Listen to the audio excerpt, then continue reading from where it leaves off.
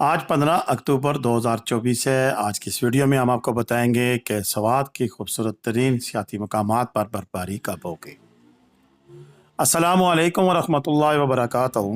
अल्लाहुम्मा सल्ली अला मुहम्मदिन व अला आलि मुहम्मद कमा सल्लैत अला इब्राहीम व अला आलि इब्राहीम इन्नका हमीदुम मजीद। अल्लाहुम्मा बारिक अला मुहम्मदिन व अला आलि मुहम्मद कमा बारकत अला इब्राहीम व अला आलि इब्राहीम इन्नका हमीदुम मजीद। लातदाद दुरूद सलाम बेशुमार दुरूद सलाम मेरे और आपके प्यारे तस्सुने तो मनमोने आका हज़रत मोहम्मद मुस्तफ़ा सल्लल्लाहु अलैहि वसल्लम पर, आपकी आल पर और आपके असहाब पर।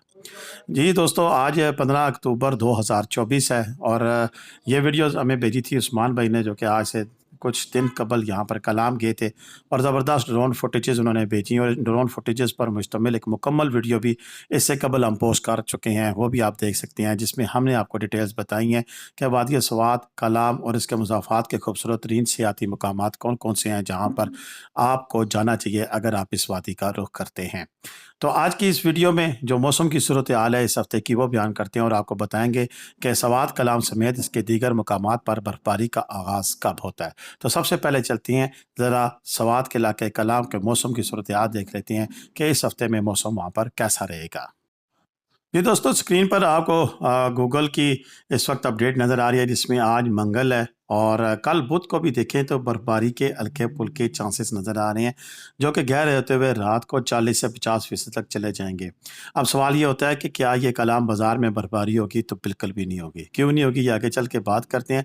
फ़िलहाल टेम्परेचर देखते हैं और अगले दिनों में मौसम की सूरत हाल देखते हुए हम पहुँच जाते हैं 21 अक्टूबर को, और फिर 21 से लेकर 23 अक्टूबर को दोबारा हमें बर्फबारी का चांस नज़र आता है इसी वादी स्वात के इलाकों में।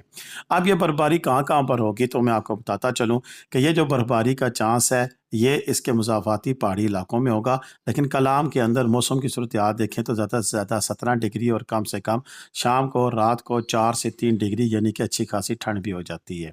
बर्फबारी के जो चांसेस हैं वो आपको मोहडन झील अगर आप जाएँ तो वहाँ पर झील के ऊपर आपको बर्फबारी के चांस मिल सकते हैं, बड़गोई टॉप पे, दिसान टॉप पे, यानी कि इस कलाम के जो 7 पहाड़ी सिलसिले, उन पहाड़ी सिलसिलों की टॉप के ऊपर आपको बर्फबारी के चांसेस मुहैया हो सकते हैं।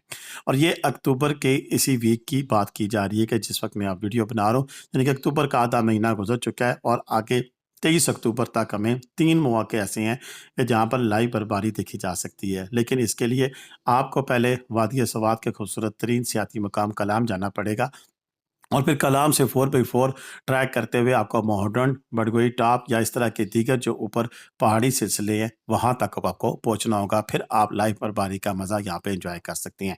अब अगला सवाल कि नीचे कलाम बाज़ार में और इसी तरह मालम जबा में कब बर्फबारी होती है? तो ये बर्फबारी जिसकी आप बात कर रहे हैं, जिसमें रेगुलर कलाम बाज़ार तक नीचे बर्फ़ आती है, वो दिसंबर के आखिरी हफ्ते और जनवरी के महीने में बर्फ़ होती है। लेकिन पिछले साल फरवरी में जाके यहाँ बर्फबारी हुई थी, लिहाजा ये कतन कहना कि सिर्फ दिसंबर के आखिरी हफ्ते में आपको बर्फ़ मिल जाएगी, ये भी गलत होता है।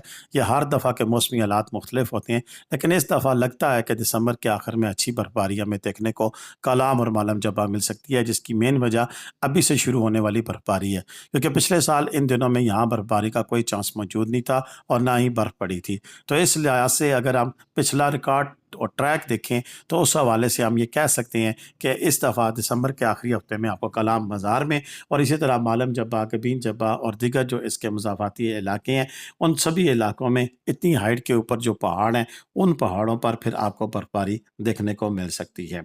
मौसम की सूरत हाल मैंने आपके सामने रखी है, लेकिन इसके साथ साथ जब भी मैं ये वीडियो बनाता हूँ तो मेरी आप तमाम लोगों से गुजारिश होती है कि आप मुझे कॉल करके पूछते हैं कि जी अगर हम आप कलाम आएँ तो बर्फबारी तो तब होगी ना, आजकल की सिचुएशन क्या है? तो बिल्कुल गर्म कपड़े अपने साथ लाएं, क्योंकि शाम को अच्छी खासी ठंड और अगर बारिश शुरू हो जाए तो हवा चलती है, जिसकी वजह से फिर यक ठंडा माहौल हो जाता है और कलाम के अंदर तो अभी से अंगीठियाँ चलनी शुरू हो चुकी हैं।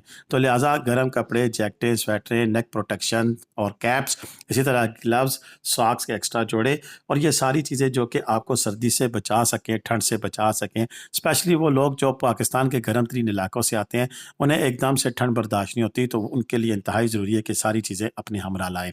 इसके अलावा जो लोग अपनी गाड़ियों पे सफ़र करते हैं, उनके लिए एहतियाती तदाबीर भी है कि वो प्लीज़ थोड़ा-सा इस चीज़ का ख़्याल रखें कि आपकी गाड़ी की बैटरी बिल्कुल नई होनी चाहिए और इंजन भी तगड़ा होना चाहिए, क्योंकि सर्दियों में फिर جب آئل جمتا ہے تو اس کے بعد سے پھر گاڑیاں سٹارٹ ہونا بھول جاتی ہیں. تو اس حوالے سے اپنے ساتھ لیڈز لازمی رکھیں جو کہ دوسری گاڑی کی ساتھ جوڑ کر آپ کی گاڑی سٹارٹ کرنے میں ہیلپ فل ہو سکے.